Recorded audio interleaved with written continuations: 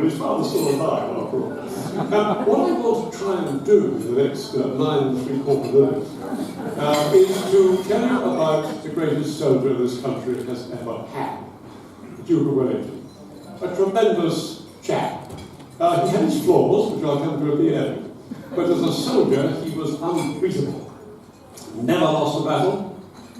Gave us the name of the greatest station in London, Waterloo, and he did all sorts of other wonderful things between 1808, when he arrived at the peninsula in Portugal, at the port of Montego Bay, and slowly but surely pushed back the forces of this terrible chap who thought he'd owned the whole continent, Napoleon Bonaparte. Wellington was an extraordinary man. He was arrogant, a very long head, a very long nose. Looked down rather arrogantly to people he was talking to. He was a ruthless man. Believed in hanging people who stole pigs and things in foreign countries. He believed very much in hearts and minds, persuading the French and Spanish and Portuguese to back the army with which he'd invaded and pushing the French back. And so he believed in making sure his soldiers behaved themselves. And he was ruthless in doing that. But above all, he was a superb general. The people that didn't love him, his soldiers didn't love him, he thought they were the scum of the earth, these soldiers. But he persuaded them that he was a man to respect, because he always won the battles he fought. And he was sent off to Portugal, a young general, nobody really knew the hell he was, in 1808, and very slowly but surely he pushed Napoleon back. He had this great statement, this great slogan that he used. He said, you know, the mark of a great general is to know when to retreat and to dare to do it. Several times he retreated. He never confronted an army that was too big for him. He was very careful to make sure he cut the French off and dealt with that lot, then turned and dealt with that lot. His victories at Miro, at Ciudad Rodrigo, at Badajoz, Salamanca, Vitoria, into southern France, final at Toulouse in the spring of 1814, were extraordinary things, wonderful, and that's what the part of his book is, looking at each of these battles and seeing how he did it. He was also, by the way, which I won't deal with today, because I have a very short time, he was a tremendous ladies' man. He behaved disgracefully. I mean, really disgracefully. He was terrible for his wife. Poor Kitty Packard, his wife, had a terrible time. He went to Paris, where he'd beaten Napoleon in the peninsula, pushed him back in southern France. When the Allies had won the Battle of Leipzig, and poor Napoleon resigned and abdicated in the spring of 1814 for the first time. Wellington was sent to Paris as ambassador. Quite a sort of undiplomatic thing of us to do, to send a man who just trounced the French army as the ambassador in Paris. He went to Paris and he slept, my dear, disgraceful, with one or two of Napoleon's mistresses. And one of them was Mademoiselle Georges, actress. She said, you know, she wrote her memoirs later on, and she said, you know, yes, I did indeed have a relationship with the Emperor Napoleon and with the Duke of Wellington. And I must say, of the two, the generals by far the more vigorous. So he's a good chap. He was amazing. And as I say, behaved as I did those days, quite disgraceful. We don't do something about it. Let me take you through, let me come right the way through from the peninsula, which we all know about, which he won all these battles and never lost a battle. He pushed Napoleon back into southern France, and then, of course, Napoleon was beaten by the Central European and Eastern European allies at the Battle of Leipzig in 1813. Napoleon abdicated, and then Wellington went off. This wonderful chap, who by now was a hugely famous man, an impeccable general, as everyone saw him. He went off to Vienna to discuss the future of Europe at the Congress of Vienna.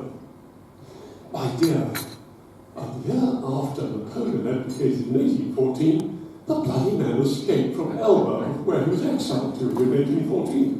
In the spring of 1815, he was back, bouncing back, pushing Louis off the throne, the Bourbon king, who had sort of come back into power again after the abdication of 1814. And there was Napoleon Bonaparte, the man who just trounced the whole of Europe and occupied the whole of Europe except good old Britain between 1800 and 1814. There he was again on the imperial throne of France. So Wellington was immediately summoned by the Allies, and they said to him, look, you go to Brussels. You go to Brussels, and we want you to stop this man doing what he did last time. So Wellington went to Brussels with a relatively small army, 100,000 men, only a third of whom were Brits. Some of them were Belgians and Dutch, and some of whom had fought the Poland in the wars that the Poland had fought before. And the others were Nassauers and Germans in the British Army. And so he had this rather curious amalgam of forces, which he found himself at Brussels with in the spring of 1815. The rest of the Allies, the Prussians, the Austrians and the Russians, said, look, we'll do that too, we'll pop along behind you, but you're the line on the front line, you've got to look after this chap Napoleon if he tries to bounce out of France again. Well, Napoleon, of course, did bounce out of France again, very quickly. He was back only 100 days after he pushed out of Elba. He was back marching towards the Belgian frontier. But now in June 1815, 200 years exactly, this summer, June 18, 2015, of the bicentenary of this extraordinary event, the Battle of Waterloo. Forget about 1215 Magna Carta, forget about 1415 Gallipoli and all this other stuff. I've got a lot of other ones as well. This is the one to celebrate, commemorate. This was the one that gave us 100 years of peace until 1914. So Napoleon, Wellington gathers himself together in Brussels with his army of 100,000 men, and Napoleon is marching towards him with 120,000 men, up towards the Belgian frontier.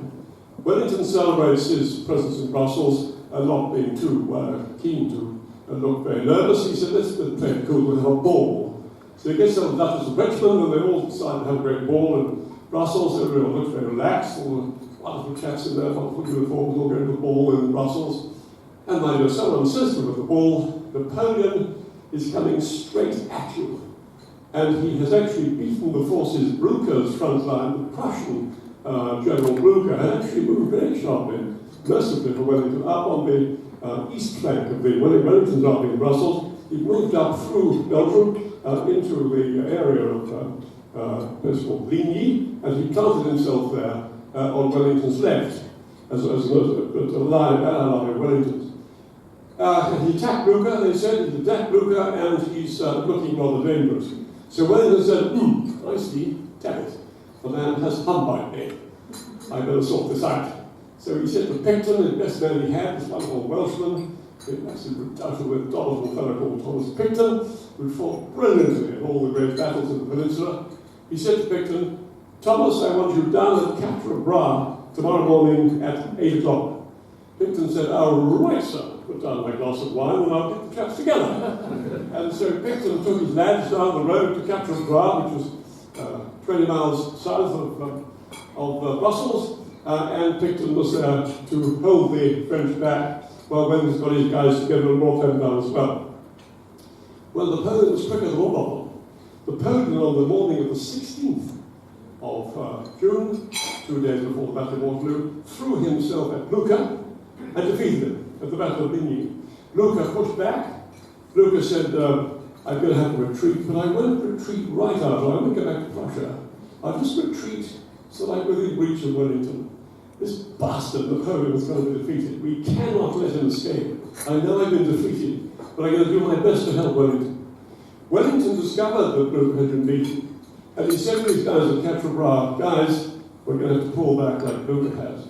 And he reconnoitred a nice ridge called Mont Saint-Jean, just 10 miles south of Brussels, halfway to Quatre Bras. And he said, we'll take our position there. We'll go just behind the ridge, so the artillery won't hit us. We all sit in lines, not in groups of little squares, a great crowd, so that when the artillery does hit us, we won't have too many of our guys killed. When the French come up the ridge, we'll stand up in lines and shoot them. And so they don't very good, very well done. And he placed his chaps on this ridge. He had 3 breakwaters, if you like, straight ahead of him. He had a rather useful farm called Hougoumont on the right-hand side. He had in the middle, he had La Haye-Sainte, a big farmhouse which he fortified very heavily. And he had another sort of breakwater sticking out in front of his ridge, which was called Frischemont. And his guys defended these 3 places very effectively against Napoleon's head-on attack on the morning of the 18th of June, very effectively. Hougoumont was an extraordinary battle. hugely bravely fought by the Guards, particularly the Coldstream Guards, in the morning and afternoon of the 18th of June. Napoleon, unbelievably, couldn't have played this battle worse. He, instead of doing his usual encirclement manoeuvre, which he was very, very good at, he threw his men straight at Wellington's ring, absolutely hammered him straight ahead. And Wellington was playing quite good at that. Wellington had spent his time on the peninsula defending himself against French attacks on his front line by putting his guns just behind the brow of the hill. When the French appeared, the light infantry would say, "They're just coming, sir. 5 or 6 seconds from now, they'll be over the ridge." The French would appear, up would get the Brits in line, facing the French in column, the French perhaps 30 wide by 30 deep, unable the second and third and fourth lines to use their muskets against the British, whereas the British in lines were able, every single one of them, to bring their muskets to bear. And the musket has a pathetic range of about 70 metres. So the power of a line of infantrymen standing there firing these muskets when you come from about 50 metres away from them is huge. And that's what beat the French at Waterloo. And it was an astonishing performance. The cavalry at Waterloo, I mean, I won't waste any time, I should end by now. The cavalry at Waterloo were superb. They went a bit too far amongst the French guns, but they performed very well. They hammered the French attack. The French cavalry caused devastation of the British lines, but the British were very clever. They put the squares and managed to push away the French attacks, the cavalry attacks, and finally thrown them through the Imperial Guard in, and they were sent back. Unbelievably, the Imperial Guard, never beaten in battle, were pushed back. It was all over. La Garde were cool. The Guard pulls back. The work went by the French army, and that was the end of that. Great soldier, no question. This man was a sensational soldier. He was faced, it's true, by a very poor Napoleon, badly led down by his own performance of Waterloo, Napoleon. But Wellington was a great general. From then on, he was a huge figure in Britain. Became Prime Minister. Hopeless. Extraordinary man. He was a soldier. But he became Prime Minister in 1828. And he came out of his first cabinet meeting, this man who was used to having his orders obeyed, and he said, "Do you know, George, it was a most extraordinary affair, this cabinet meeting. I gave them their orders, and they wanted to stay and discuss them." He was an extraordinary fellow. He didn't believe, he had two major problems, Wellington. Was one, that he was always in command, but he didn't believe anybody else could go view. He also believed that democracy was a bad idea, that you can't give the vote to ordinary people. His officers were all aristocrats. He believed in developing the aristocracy. He didn't believe in meritocracy. He believed in aristocracy. He was hugely behind the times in many ways in 20th this century. He would be laughed at. And many people were laughing at him even in his late life, 1840, 1850, when his legacy to the army really became obvious in the Crimean War. Well, you had extraordinary people like Lord Raglan commanding the British armies, who really were a sort of product of the aristocracy and not the meritocracy. So poor old Wellington, brilliant soldier, hopeless politician.